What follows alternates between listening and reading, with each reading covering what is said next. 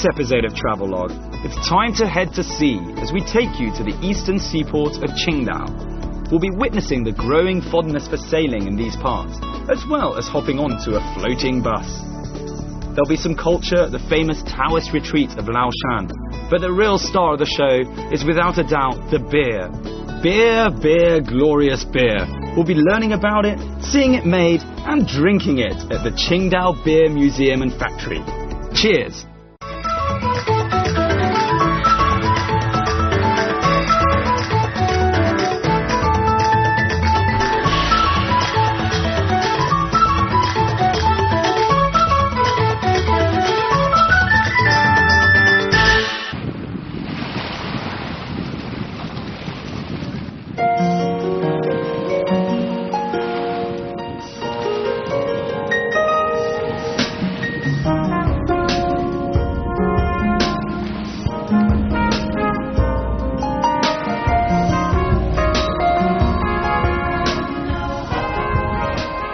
Hi, I'm Mark Edwards. Welcome to Travelogue and welcome to Qingdao. It's become almost unbearably hot in Beijing over the last couple of days, so we thought why not pop over to a place where the temperatures are significantly lower.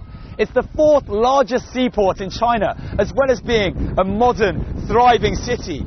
I've been told there's a whole plethora of things to do besides just taking in the sea breeze. So let's get started. Qingdao's International Marina and Olympic Sailing Centre is located on the site of the former Beihai Dockyard on Fushan Bay, adjoining the May 4th Square. With an urban population of over 3 million people, you'll find that around these parts it never feels crowded. And there's no quieter place than the waters of the vast Yellow Sea. With a climate that's almost perfect for sailing, it comes as no surprise to find that the sport in Qingdao is really on the up.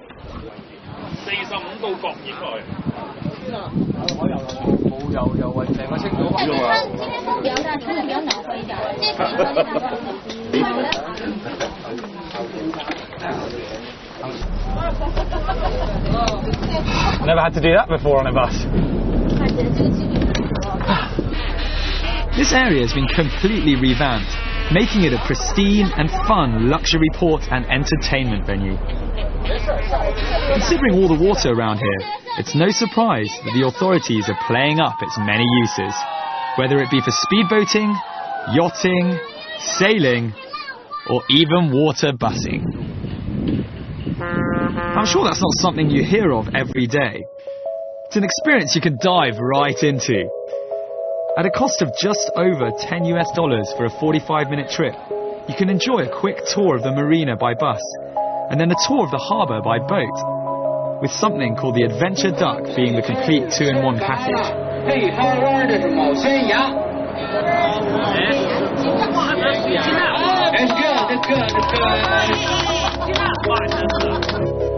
One of the things that really jumps out at you as you sit aboard your duck bus boat is the way this former Olympic venue is still very much alive. Some might say even more alive than during the events of 2008. So we've taken a boat out here because it's a lovely day, sunny, and we're going to go and see what the harbour's got for us and just generally get a bit of feel, get our sea legs on, which I'm not so sure I'll be able to do. One of the main reasons for the success of the marina is the uptake from children who are keen to learn how to sail.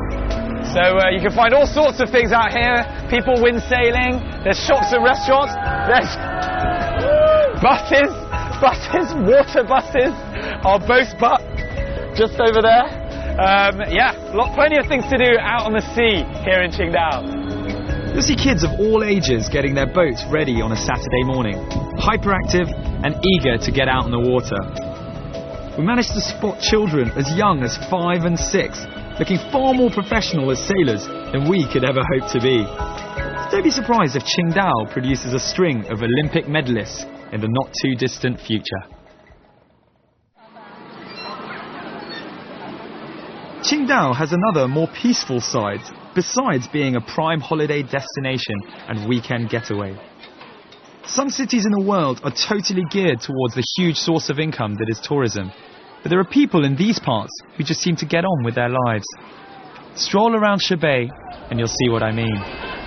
Now, the further away you get from the sea, the more you'll be able to take in the everyday lifestyle of the local people. And we're here in Shebei, in the northern part of Qingdao, and immersing myself in a bit of the local traditional culture.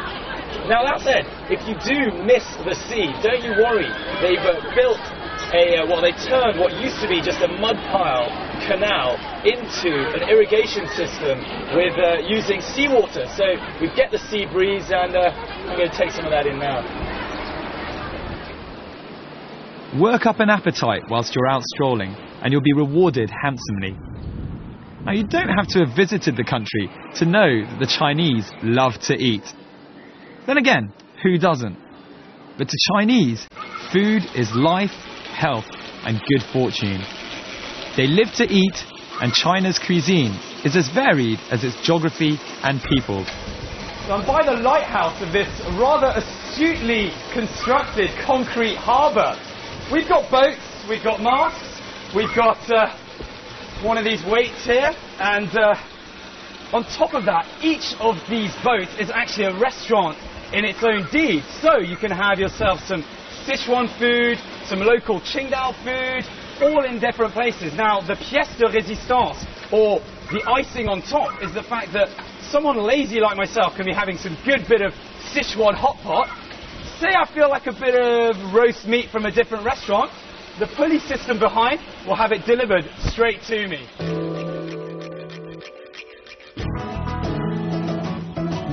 Logically, you'd think Qingdao was a place simply for seafood feasts.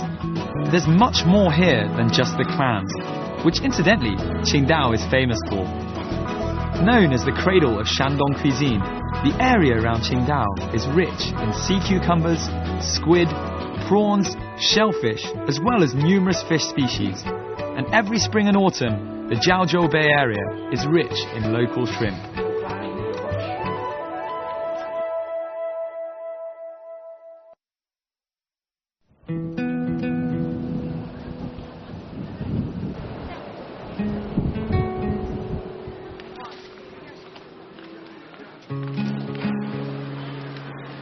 Located right in the heart of Qingdao, Shebei district, with a population of over 500,000 people, is the city's economic, cultural, financial and commercial centre.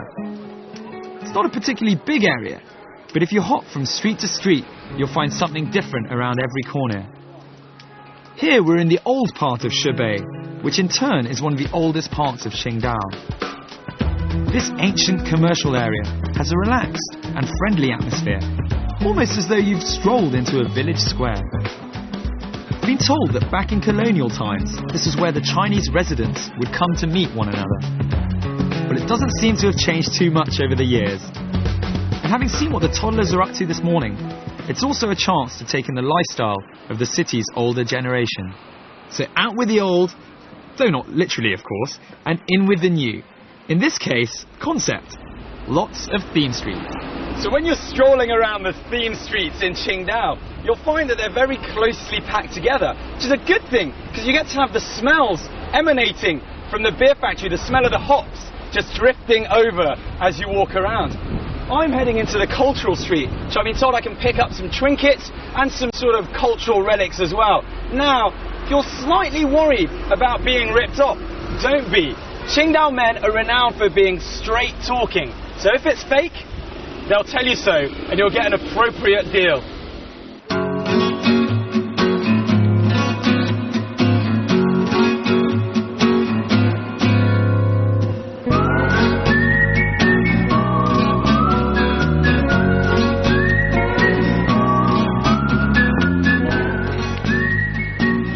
These types of markets all over China, but that shouldn't deter you from trying to hunt down that essential bargain trinket to cherish or give as a great present. Some might be tacky, but others might just earn you a friend for life.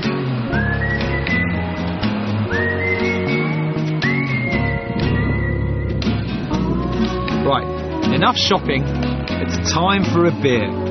And in Qingdao, it's undoubtedly the easiest commodity to get your hands on. Besides drinking it, you might want to dive deep into the world of beer. And in that case, the Qingdao Beer Museum and Factory is the place for you.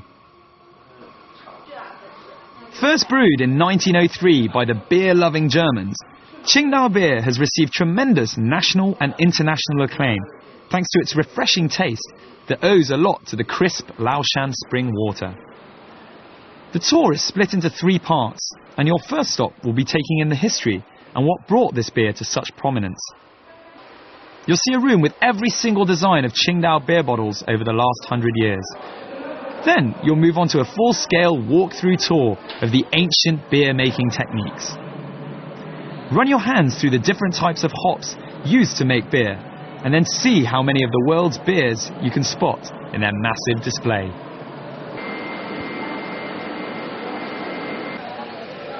From lager frolics back to the real world.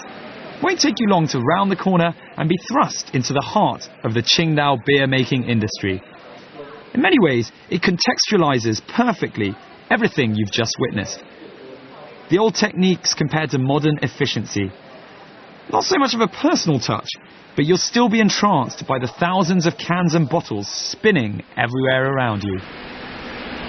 Now, whether you're completely, totally teetotal, a raging alcoholic, or have absolutely no opinion whatsoever on the nectar, Qingdao Beer Factory simply has to be visited. It's got something for everybody. We've got how beer was made 100 years ago, all the way through to how beer's made right now. You can even have your own picture stuck on a beer bottle. And there's a room that simulates being drunk. Wonder what that's like.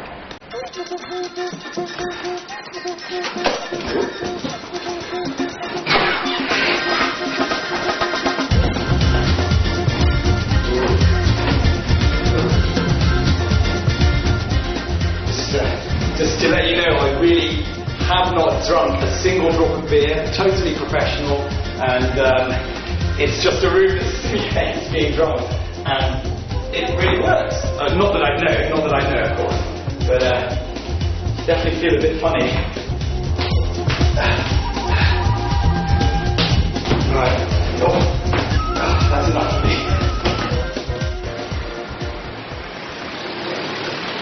Right, it's 5 PM and closing time at the pub. Beer factory. You might have to be dragged out of there as you finish your glass of one of the freshest beers you've ever tasted.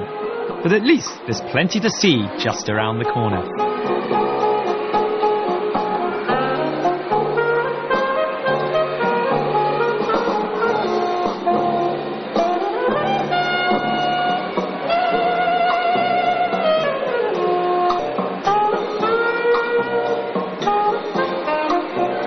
Tianmu Cultural Street is a surreal experience, to say the least, but one which every single city planning council should envisage having. Well, as if Beer Street isn't cool enough, there's a place at the other end called Tianmu Street, and it's this covered market sort of thing here, but it's full of wonderful things. We've got restaurants, bars, tea houses, there's a gym, there's entertainment, all sorts. There's lovely ladies here. Hi. Who are all dressed in traditional clothes. And what else we got? Yeah, tea houses. There's places where arcades, and places where you can drink. And look at that, face changing.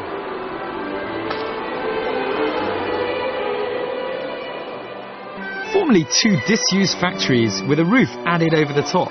It's a food, drink, musical, entertainment and visual extravaganza, open 24 hours a day, 7 days a week. There are hired performers everywhere, and clearly a lot of thought has been put into creating a relaxing atmosphere that appeals to people of all ages, and from all ages. Creativity was a key aspect of Tianmu, and this little pocket of arty innovation even has a foreign bookstore to offer. So we've managed to locate a very nice, quiet little corner in Qingdao, which very much reminds me of the 798 Art District in Beijing. And here, we've also arranged a meet and greet with the owner of a foreign bookstore, because the population, there's a huge number of foreigners here in Qingdao, predominantly Korean and Japanese, I've been told, which makes sense considering how close those countries are to the coast on this side. So let's go and meet. Women's wedding. For the next 2-3 years, and then depending on how business is going and how, also depending on what, if we found a school. Who's this little guy? This is Liam, my son. Is Liam going to be speaking Chinese? Yes, definitely. Brilliant. How much it was? Rather surprisingly, this bookstore seems to be as popular with the Chinese as with the foreigners. Come down here if you're looking to buy a brand new bestseller, pick up a bargain second-hand book, or simply improve your English at the many workshops on offer. There's certainly an air of enthusiasm about the place. Hi, my name is Baby. Welcome to Qingdao. Hello. My name is Judy. I like to know. Hi, my name is Catherine. I'm 9. I like to be 9. Hi, my name is Caroline. Welcome to Qingdao. Hello, my name is Jackson. I'm very handsome. Welcome to Qingdao. On this episode of Travelogue, it's time to head to sea as we take you to the eastern seaport of Qingdao. We'll be witnessing the growing fondness for sailing in these parts, as well as hopping onto a floating bus. There'll be some culture at the famous Taoist retreat of Laoshan, but the real star of the show is without a doubt the beer. Beer, glorious beer. We'll be learning about it, seeing it made, and drinking it at the Qingdao Beer Museum and Factory. Cheers!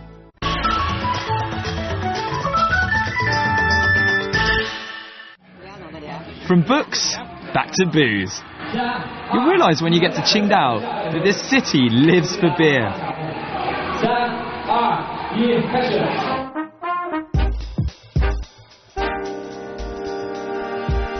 We chanced across this little competition, although little is obviously not the word for the glasses. Tonight's show was actually set up to separate the wheat from the chaff, as it were.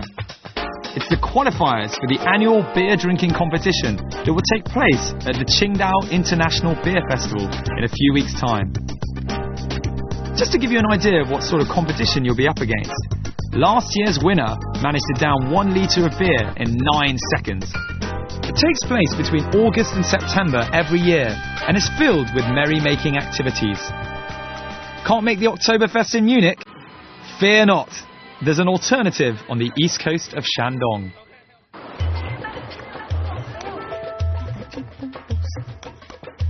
Nighttime is not all about beer though, as you'll see when you head to Zhongshan Street and the city centre. It's Qingdao's major shopping thoroughfare, with a wealth of national and international stores and restaurants for you to enjoy late into the night. This is where you'll also find the third demographic. Having seen the kids this morning, the elderly this afternoon, now it's on to the youths. In many ways, this is the area that reminds you that Qingdao is much more than just your average seaside holiday resort.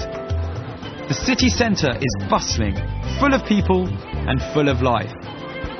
It's as cosmopolitan as any city you'll find in China, so you should wait for a second at the top of the escalator that leads onto the street to take in the view.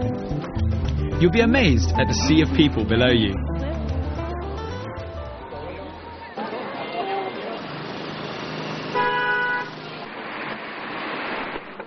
But in all honesty, the shopping area has little more to recommend it than, well, shops. The other side of the nightlife is inevitably linked to... Have you guessed it? Of course, beer.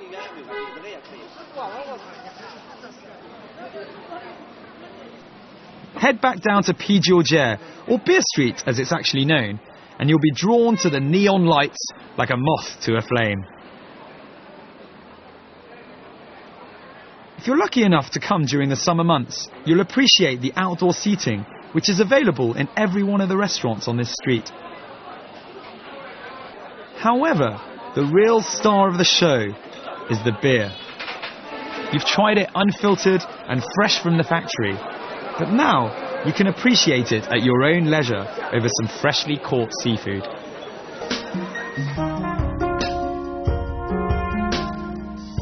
Beer doesn't get much fresher and better than it is on this street. Only once you've tasted it will you see the difference. That said, beware. Once you've gone unfiltered, you may never go back.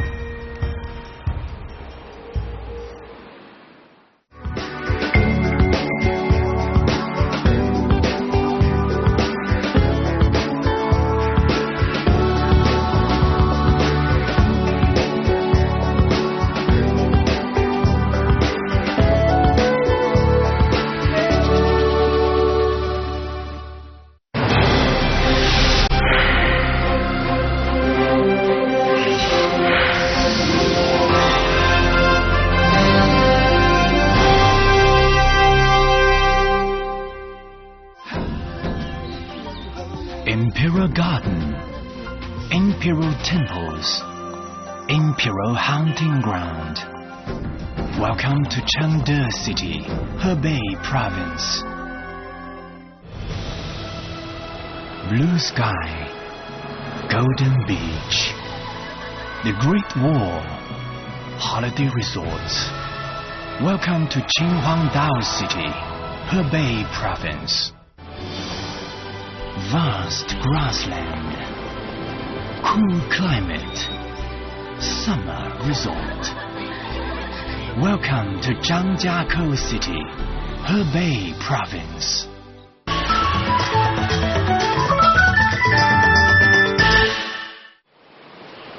If you've a half a day to spare, head 40 kilometers east of Qingdao to the famous Taoist retreat of Laoshan. It's the point where Laoshan mineral water, reckoned to be the best in China, starts its life. As one of the original birthplaces of Taoism, the mountain is an important pilgrimage destination. In the past, Taoist priests living on the mountains were conferred with special privileges. So I've arrived at the entrance of Tai Gong Temple and been reading up on some of the symbolism here. We've got a bat, which you should rub for good luck. Left hand if you're a man, and right hand, well, I won't do that. Right hand if you're a lady, and that's because the bat, the Chinese for bat is very similar to the Chinese for luck. Here we have the character for longevity, long life, together with some money, so those go very well together. Tao has the meaning of the way, and Taoism is thought to have been born over 2,000 years ago. Regarded as a philosophical tradition as well as a religion, Taoist practice is based on coming into harmonious alignment with the internal and external terrain. In other words, the human body and things such as the mountains, rivers and forests. It's an ethos of quiet cultivation and respect for nature. The story goes that a philosopher and scholar at the Imperial Archives named Lao Tzu grew weary of the moral decay of city life. However, his views were at odds with those of his king, so he exiled himself. At the last mountain pass before leaving the realm, he struck up a conversation with a border guard who begged to be allowed to record his teachings.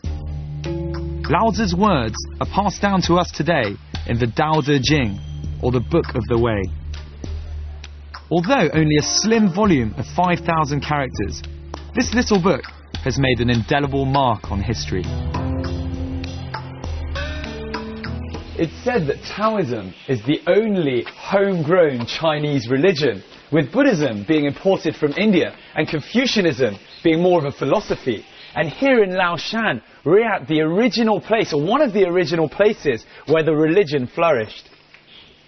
Laoshan Mountain is associated with Taoist legend and myth, and there's a well-known story written by Pu Congling in his famous supernatural short story book, Strange Tales from a Chinese Studio.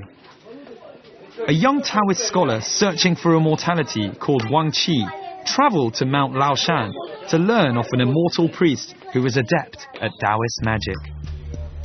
After many months of hardship, Wang, however, gave up learning off the priest. But before he left, he begged the priest to teach him just the tiniest bit of magic, so all the months he'd spent there wouldn't be for nothing. He was taught how to walk through walls, but the priest cautioned him not to misuse the skill, or it wouldn't work. As you can probably guess, as soon as he got home, he boasted about it to his wife, and promptly ran straight into a rock-hard wall. No magic there.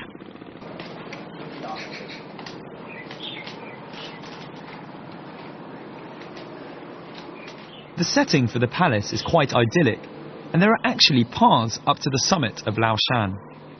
You can hike there if you're feeling energetic, but don't worry if you're more of a "of course I could if I wanted to" kind of person, as a cable car will also whisk you right to the top. Once at the peak, do be wary of the extremely high winds. We were warned that visitors had been known to be blown right off the mountain and into the sea. Don't say we didn't warn you. In any case, once at the top, you'll get a really good impression of what the whole world now refers to as feng shui.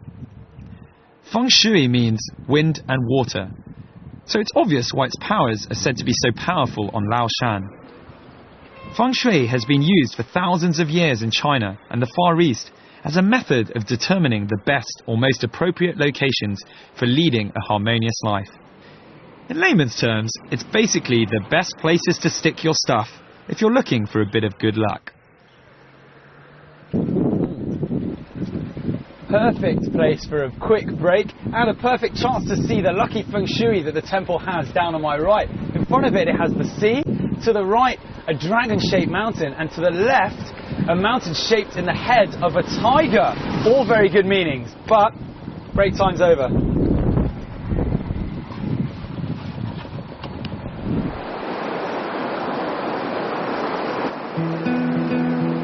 All in all, Laoshan is a must-see when you make it down to this part of Shandong. You've got the sea and the mountains all wrapped up in one. The best time to visit the mountain is probably from early June to September, when the average temperature will be around 20 to 28 centigrade, and there are fewer clouds to obstruct the incredible views.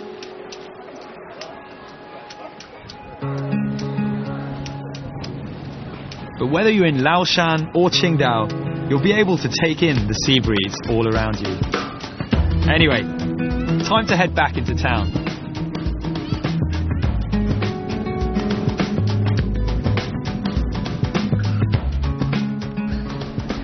The bit I hate the most as the sun sets on Qingdao, and unfortunately our programme also for today. Now, as well as being a fantastic summer seaside holiday resort, there's a lot more to this place, both historically and culturally. And if anything else, they brew a top-notch beer. I'm Mark Edwards, and I'll catch you very soon on another episode of Travelogue.